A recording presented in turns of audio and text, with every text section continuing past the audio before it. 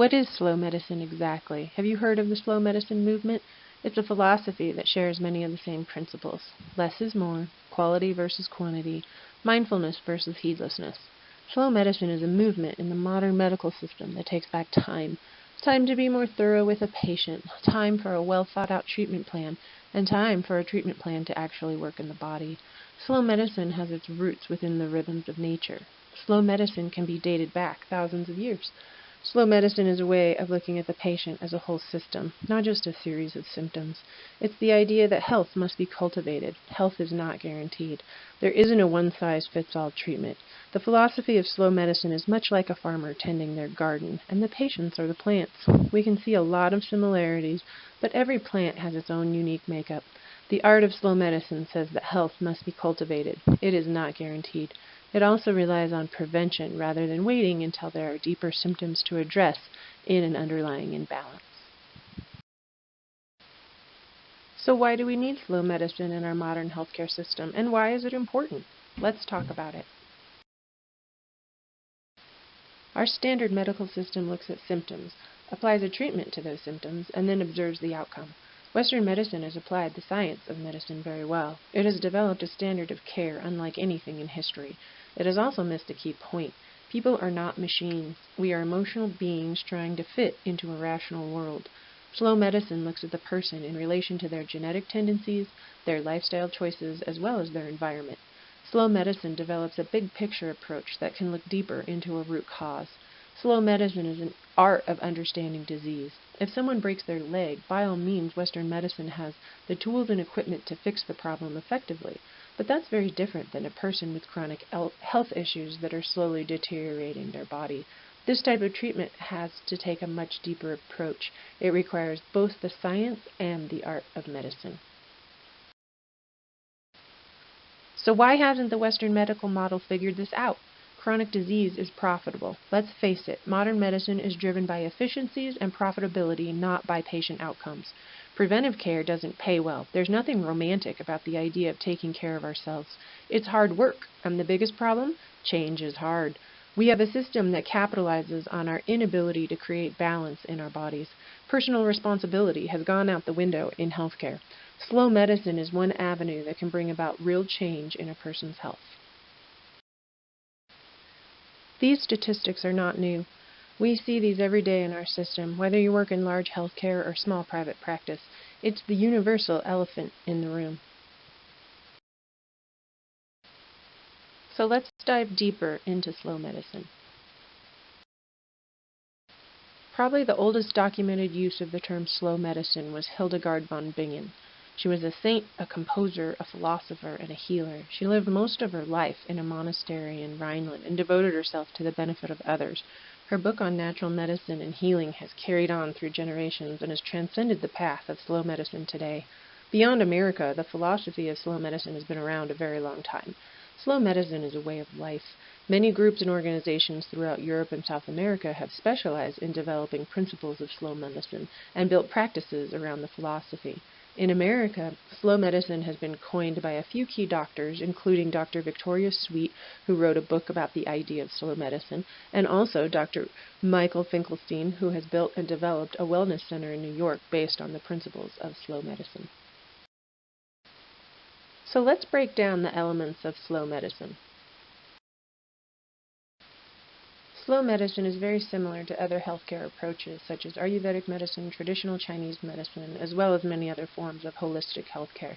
Slow medicine takes a look at the whole aspect of a person's life so that we, as doctors, can get a better idea of what's going on inside a patient and what the most appropriate and effective treatment plan might look like. These key elements are all addressed and scrutinized to get a good sense of where and why imbalance is taking place in the body. Nutrition is the basis for good health. Without quality food, quality health cannot exist. We have fallen away from the idea that food is medicine. We have a loveless food system. Without healthy food, our bodies cannot repair and take care of themselves in a way biology and nature intended. It's amazing to me that the Western medical system does not teach nutritional science as a core competency. This isn't about eating philosophies or fad diets. This is about eating real food in a way that promotes vitality and resilience within the human body. Balanced movement and rest is absolutely essential for long-term health. Modern medicine has taken a renewed interest in the rhythms of nature. The Nobel Prize in Medicine in 2017 was awarded to a group of biologists that discovered the gene that regulates biological rhythms. Circadian rhythms play a huge role in our ability to rest and repair the body. Making rest an absolute priority is as important as brushing your teeth. If you don't rest well, your body can't repair itself. Rest isn't just sleep, it's stillness of our body as well as our minds. Stress is one of the most overlooked symptoms in the manifestation of disease. Stress is different for everyone, and it affects everyone's body differently as well. This makes it very difficult for the modern doctor to treat. If we can find health in our mind, our body will reciprocate that health. Mental health is very taboo these days, mostly because doctors do not have a lot of effective tools to treat it. Cultivating an inner framework that is fertile and resilient to the external environment is such an important part of quality health and longevity. Slow medicine allows for this to blossom within a patient. Humans are social beings. We are healthier with healthy relationships. As we have seen recently with the COVID-19 pandemic, we are breeding imbalance in the mind. All types of relationships are important to good health. This is a huge source of stress for many people in the modern world, and we are seeing the ramifications of this in greater disease rates, the incidence of chronic disease, as well as an increase in violence. We are all on this planet together, whether we like it or not. If we look at relationships as vital for our health, I would venture to say we can change the course of poor health. Nature is the essence of our existence. Mother Nature is supreme. There is no greater presence than the awe-inspiring power nature holds. If we can understand that power within our own bodies, we can understand how powerful we actually are. I feel like this is an important aspect of health that we lack in modern medicine today. This powerful force within our bodies is called human potential, and it can be one of the most amazing events to watch in our patients. We have all seen and read the miracle stories. I don't believe that miracles just happen. I believe there is a reason the power of the human spirit and the power of nature come together to create that miracle. Finding awe in something greater than ourselves is truly a healing experience. Science continues to prove this phenomenon over and over again. Personal development gives us a sense of the greater mission in our world. Being part of something greater than ourselves provides the opportunity for the ego in us to keep a job. Our mental health finds peace in this process. Our physical health can then blossom.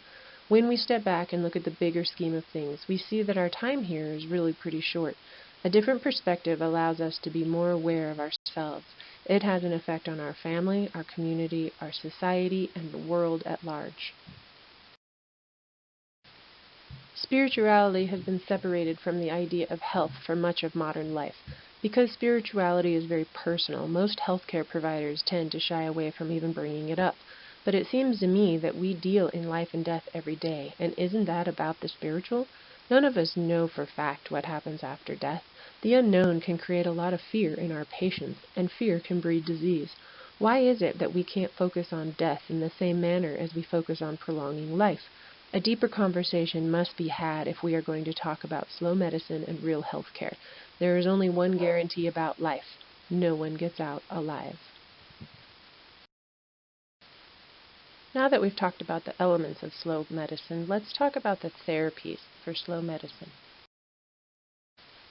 Identifying the imbalances in our patients help us build proper treatment plans. As healthcare providers, we need to develop an extensive treatment plan that looks at all facets of a patient.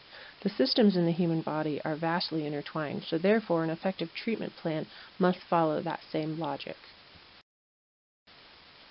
Time is the key principle in slow medicine. Time to fully listen to the patient. Time to think about what the deeper underlying imbalances are. Time to create an effective treatment plan. And mostly, time to allow the body to adapt to a more balanced state. Listening to a patient requires presence. It requires concentration and focused effort to hear what's really going on. One of the biggest complaints I hear from patients is that their doctor does not listen to them. I can see the struggle with overlying factors including short office visits, lengthy explanations, and a sense that we already think we know what's going on. I feel like our medical knowledge can be a disservice in this situation. If we honor this criticism, I feel like we are learning how to become better doctors.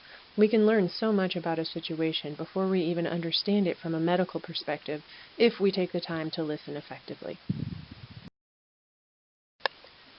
Food isn't just about sustenance. It creates homeostasis in our bodies.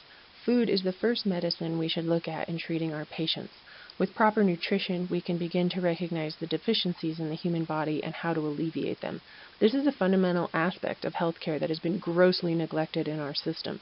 Study after study, statistic after statistic, we see the effects of our food choices on our health. I believe if there is one smoking gun in our modern plague of chronic disease, it has to be quality food choices.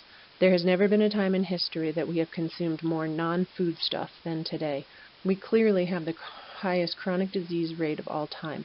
Of the top chronic diseases in the world, almost all are directly correlated to the lack of proper nutrition. In our fast-paced modern world, we have a very interesting dichotomy of movement and stillness. Some of us move way too much. We are constantly overstimulated and always have to be doing something in order to feel like we are productive. This happens not just in our bodies, but our minds as well. We try and meditate, go to silent retreats, and still our monkey mind runs on hyperdrive. On the other hand, we have a society that is so sedentary it is killing us faster than ever before. We are overweight, lethargic, and we love to zone out in front of our screens and devices looking for a way to relax. What a conundrum! Conscious stillness is something that must be practiced to become effective. Just like learning to ride a bike, you must start with training wheels if you ever want to learn to balance on the bigger bike. And it must be practiced over and over again, or you lose the ability to feel that gracefulness of flying down the road on two wheels. Health begins with a good relationship with ourselves. Without understanding our nature and our tendencies, how are we to ever navigate relationships with others? Encouraging therapies that focus on relationships are very important to overall health and wellness. It solidifies who we are in the world and gives us a sense of self that we must be familiar with in order to navigate the external world. In yogic philosophy, the Eightfold Path to Enlightenment is used to transcend our physical selves and to ease suffering. If we look at the notion in terms of modern healthcare, we can see that in order to ease suffering of our patients, we must direct them inward on a journey with themselves. That in itself is a core responsibility of any healthcare professional. Our job is to alleviate suffering. The cause of suffering is the desire to have control. When our patients realize they create their own sense of suffering, we can start a deeper conversation. Life is a balancing act. We can use up our time here on Earth with everyday dramas, which at times must be dealt with, but we also must keep a perspective. We are only here for a finite amount of time. We are small fish in a vast ocean of consciousness. When we establish priorities from a grander perspective than our own egos, we can see our true nature as spirit. Being in nature helps find that within ourselves. It gives us a chance to recognize the greater scheme of things and hopefully allows us to be humbled by the awe of Mother Nature and all it holds. To grow as humans takes effort. Growth is a personal responsibility to ourselves, our family, our community, and our greater society. Choosing to live with ignorance and avoidance causes undue suffering. It is also the first step to manifest disease in the body. We must maintain a relationship with ourselves and continue to question our tendencies at all stages of life to develop an undying love of this adventure called life. The driving force of human potential, the key to understanding the universe. Spirituality is present in all of us. The expression of that spirit is a very personal choice. We seek spirituality in many ways, but ultimately, spirituality is the essence to good health. And that's the end of our journey today. I hope you enjoyed this presentation on slow medicine, and I sincerely hope that you will take a few gems from this and apply it to your life as well as your clinical practice. Thank you, and namaste.